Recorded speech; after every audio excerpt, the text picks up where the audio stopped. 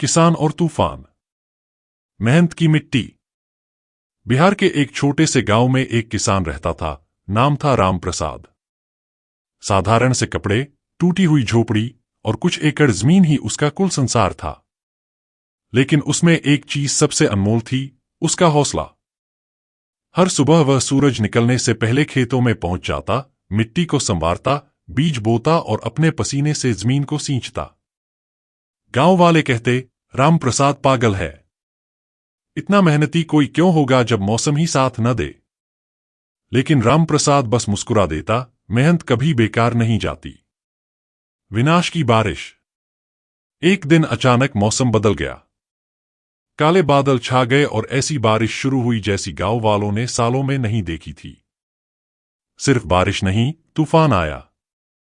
तेज हवाओं ने पेड़ों को उखाड़ दिया, बिजली गिरने लगी और नाले नदियों में बदल गए।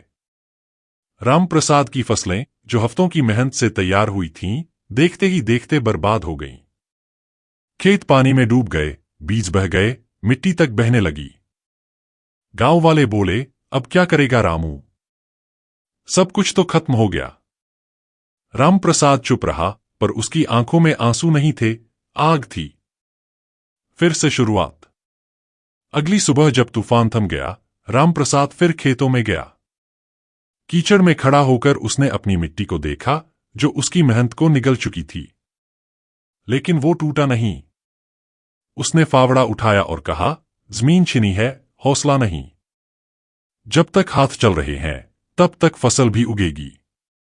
वह फिर से मिट्टी को समतल करने लगा, बीज उधार लेकर बोए और दिन रात काम करने लगा। गांव वाले फिर बोले, समझदार होता तो शहर चला जाता कमाने, ये फिर से पागलपन कर रहा है।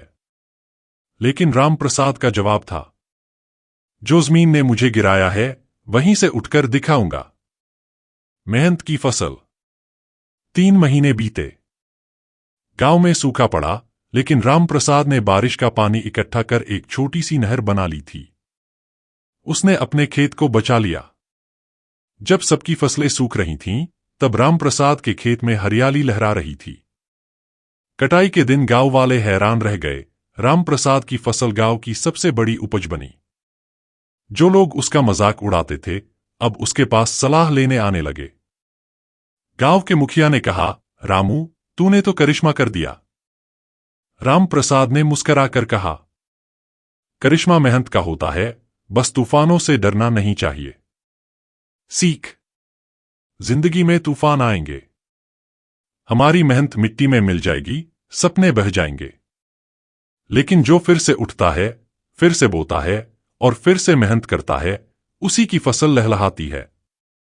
कभी हार मत मानो, क्योंकि असली किसान वो है जो बर्बादी में भी उम्मीद बोता है।